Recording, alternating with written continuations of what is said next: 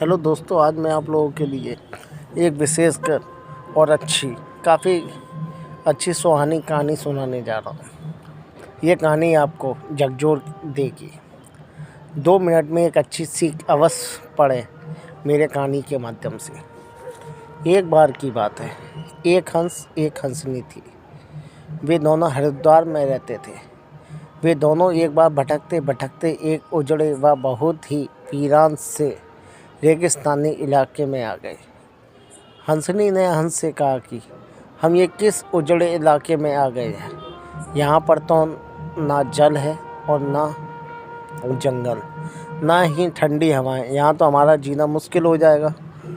हंस और हंसनी को भटकते हुए शाम हो गई तो हंस ने हंसनी से कहा कि आज की रात हम किसी तरह काट लेते हैं, सुबह होते ही हरिद्वार वापस लौट चलेंगे। रात हुई तो देखा कि जिस पेड़ के नीचे हंस और हंसनी रुके थे उसी पेड़ पर एक उल्लू बैठा था और वह ज़ोर ज़ोर से चिल्लाने लगा। हंसनी ने हंस से कहा, अरे ये उल्लू के चिल्लाने की वजह से तो यहाँ रात में सो भी नहीं सकते। हंस ने हंसनी को समझाया कि किसी तरह रात काट दो।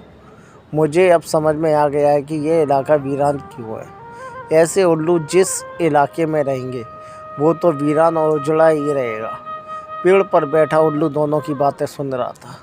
सुबह हुई, उल्लू नीचे आया। उसने कहा कि हंस भाई, मेरी वजह से आपको रात में तकलीफ़ हुई, मुझे माफ़ कर दो।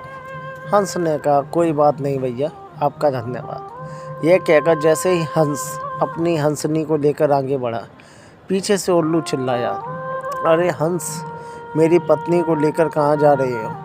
हंस चौंका। उसने कहा, आपकी पत्नी?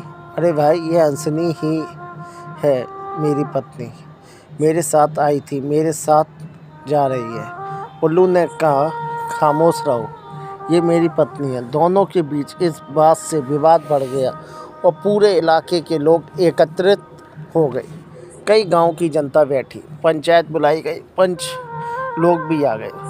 बोले, भाई किस बात का विवाद है। लोगों ने पंचों को बताया कि उल्लू कह रहा है कि हंसनी उसकी पत्नी है और हंस कह रहा है कि हंसनी उसकी पत्नी है। लंबी बैठक और पंचायत के बाद पंच लोग किनारे हो गए और कहा कि भाई, बात तो यह सही है कि हंसनी हंस की पत्नी है, लेकिन ये हंस हंसनी तो अभी थोड़ी देर में इस गांव से चले जाएंगे। हमारे बीच में तो उल्लू को ही रहना है, इसलिए फैसला उल्लू के ही हक में सुनाना चाहिए। फिर पंचों ने अपना फैसला सुनाया और कहा कि सारे तथ्यों और सबूतों की जांच करने के बाद यह पंचायत इस नतीजे पर पहुंची है कि हंसनी उल्लू की ही पत्नी है और हंस को तत्काल गांव छोड़ने का हुक्म दिया जाता है। यह बात सुनते ही हंस हैरान हो गया और रोने, चीखने और चिल्लाने लगा कि पंचायत ने गलत फैसला सुनाया, उल्लू ने मेरी पत्नी ले ली। रोते चीखते जब वे आगे बढ़ने लगा तो उल्लू ने आवाज़ लगाई, ये मित्र हंस, रुको। हंस ने रोते हुए कहा, भैया अब क्या करोगे, पत्नी तो तुमने ले ही ली, अब जान भी लोगे।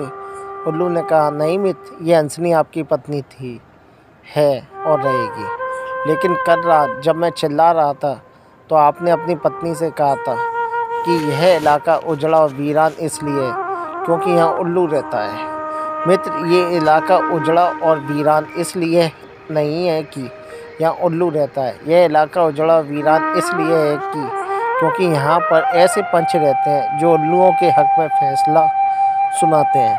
शायद 65 साल की आज़ादी के बाद भी हमारे देश की दुर्दशा का मूल कारण यही है कि हमने उम्मीदवार की योग्यता न देखते हुए हमेशा यह हमारी जाति का है, यह हमारी पार्टी का है के आधार पर अपना फैसला उल्लुओं के ही पक्ष में सुनाया। देश की बदहाली और दुर्दशा के लिए कहीं ना कहीं हम भी जिम्मेदार हैं। दोस्तों, चुनाव का समय चल रहा है।